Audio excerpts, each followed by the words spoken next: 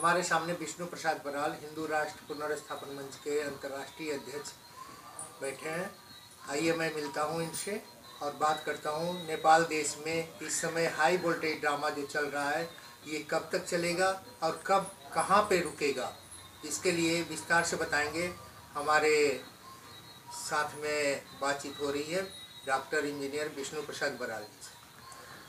हाँ जी विष्णु जी, आप बताएंगे कि अभी जो समर्थन सरकार खतरे में थी नेपाल की, ओली से प्रचंड को समर्थन मिल गया, तो आने वाले दिनों में ये हाई वोल्टेज जो ड्रामा हो रही है, कभी समर्थन मिल रही है, कभी गिर रही है, फिर दूसरे आ रहे हैं, तो कब तक चलेगा ये? नमस्कार, धन्यवाद। ये हाई वोल्टेज ड्रामा नेपाल में ऐसा है, ये केपी ओली ने समर्थन दे दिया, सरकार गठन कराया, कांग्रेस से नाता तोड़ा दिया, सरकार गठन करा दिया, उसके बाद में स्वयं सरकार से समर्थन वापस ले लिया, सरकार गिरा दिया। तो ये ड्रामा था।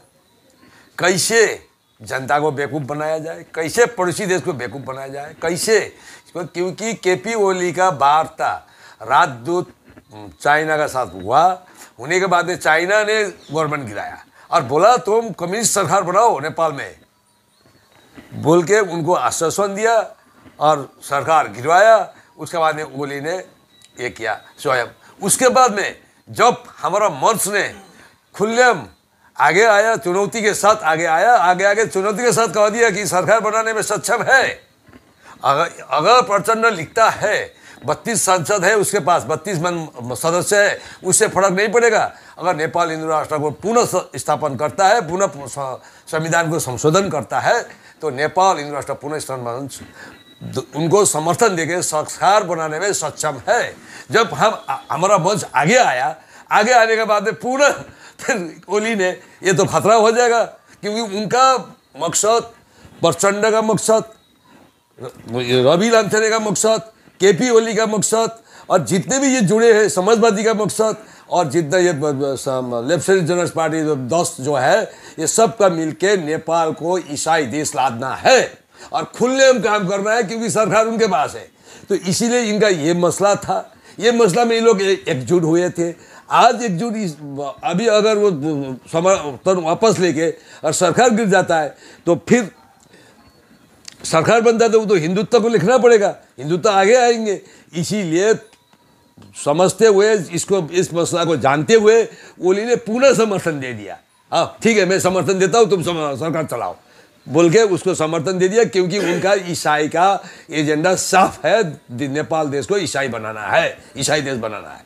इस समय ओली का समर्थन उनको मिला प्रचंड को, क्या ये सरकार चलेगी आने वाले दिनों में? जैसे ये ओली अपने समय काल में 1920 में काला पानी का जिक्र किए थे कि भारत में जो ये है ये हिस्सा मेरे अंदर है, तो आखिर कहीं न कहीं ये आपको नहीं लगता कि चीन का दबाव पड़ रहा है ओली पे और वो सरकार से हट गए और फिर ये समर्थन देकर के सरकार बना रहे हैं और पुनः उसी राह पे चलने की कोशिश हो रही है? ऐसा है, जो ओली ने बोलता है वो निराधार है, क्योंकि ओली ने जो चाइना बोलता है वो ओली बोलता है, वो चाइना का तोती बोलता है, उसका वो तोती है ओली, और तोती है प्रचंड, तोती है रविंद्र लामछाने अमीरा का।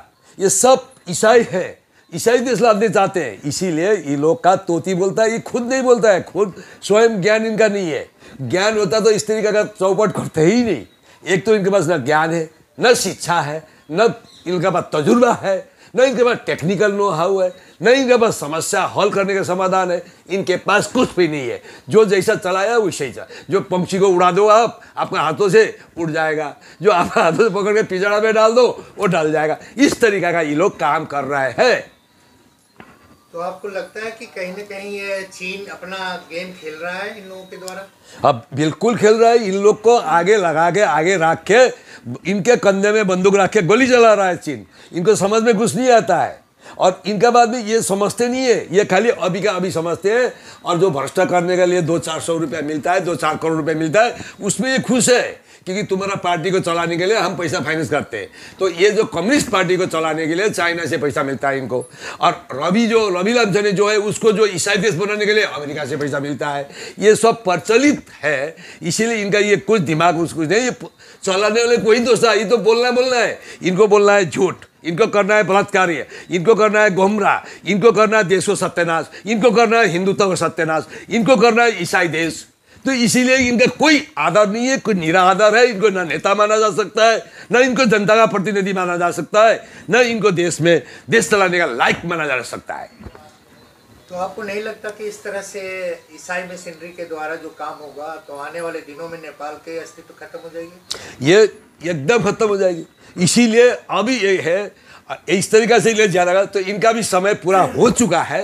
अब ज़्यादा समय नहीं है, सबका अंत्य होने का एक समय होता है। सब चीज़ का एक समय और लिमिट होता है, पैरामीटर दायरा होता है। वो दायरा ये लोग ने ओवर कर चुका है, अति कर चुका है, अत्याचार कर चुका है। अब इनका समय आ चुका है।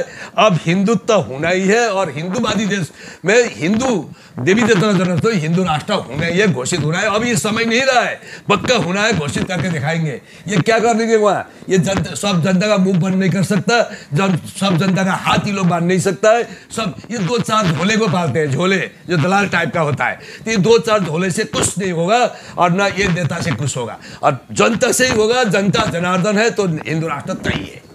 नेपाल हिंदू राष्ट्र पुनर्स्थापन मंच क्या कोशिश कर रही है कि पूरे नेपाल को हिंदू राष्ट्र घोषित करें?